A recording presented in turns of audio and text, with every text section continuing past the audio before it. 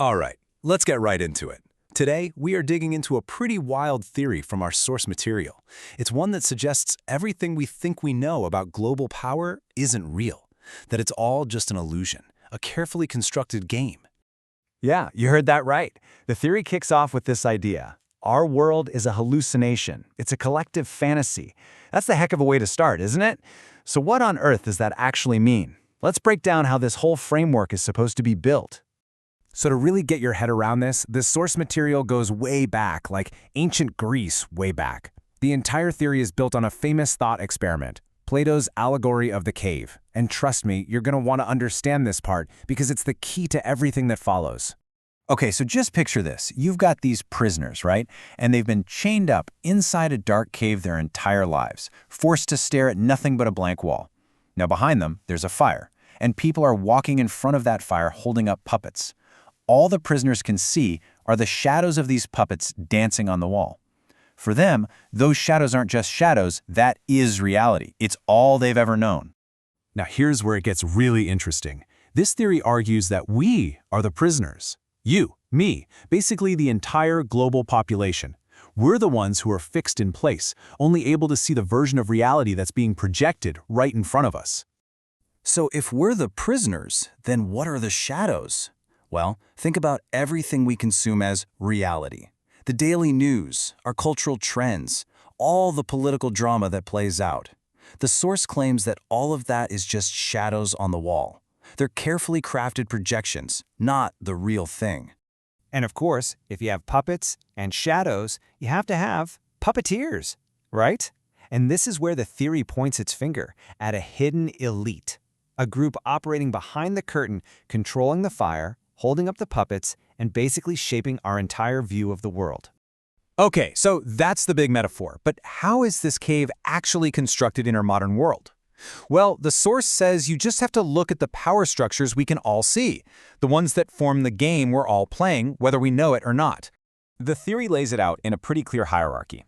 At the bottom, you've got the muscle, the American empire. That's the military force that enforces the boundaries of the game. A level up, you've got the game masters, the global financial institutions like the IMF and the World Bank. They're the ones who set the rules. The game itself, that's the global economy. And the final piece of the puzzle is what the source calls indoctrination systems, media, education, culture, the stuff that's designed to convince us all that the game is fair. Now this global economy, this game, has a very specific structure. The source calls it a price hierarchy, and it's basically a pyramid designed to funnel wealth upwards. You can see it here. At the bottom, you have the countries providing the raw resources, like Russia and the Middle East. A step above them is manufacturing. Think China. Higher still, you get the knowledge economies in Europe and the Five Eyes nations. But right at the very top of the pyramid sits finance, which is dominated by the United States. According to the source, this is a map of how value gets extracted. But here's the big twist. All of that, the empire, the economy, the hierarchy, that's just the part we're allowed to see.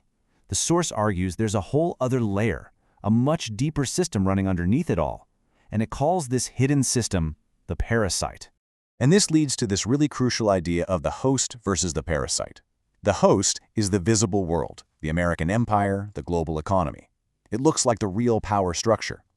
But the parasite, this theory claims, is a transnational elite that doesn't actually create anything. It just attaches itself to the host, siphons off all the value, and manipulates everything from the shadows. So who or what is this parasite system? The source breaks it down into four main components. First, you've got these enormous pools of global money, transnational capital. Then there are secret societies, these hidden networks of influence that operate out of sight. You also have powerful dynastic families. And finally, there's a kind of glue that binds them all together, which the source calls the occult, or hidden knowledge. Okay, I know. This is all starting to sound pretty abstract, right? A hidden parasite system. But this is the point where the theory tries to make it concrete. It starts naming names. It points to specific people that it calls operators, individuals who it alleges are key players inside this hidden system. And the primary example given is Jeffrey Epstein. The source reframes his entire life story. It doesn't see a random career path. It sees a systematic training program. It alleges that he was placed in key sectors to learn the ropes: education at the elite Dalton School, finance at Bear Stearns, global crime under the mentorship of an arms trafficker, and finally, intelligence, working with a former prime minister of Israel. It's presented as a curriculum for controlling the hidden levers of power. And to really underscore this point, the source highlights this very specific claim, which it says comes from an FBI report. Think about what that implies.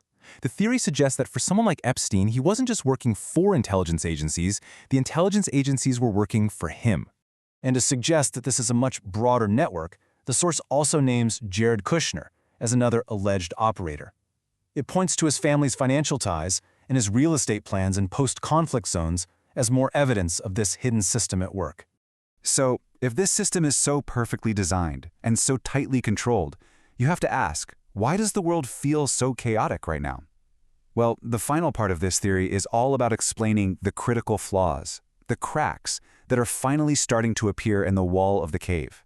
The source pinpoints 3 huge problems causing it to fail. First, the empire has to maintain the illusion of being invincible, which forces it into constant, often random-seeming wars.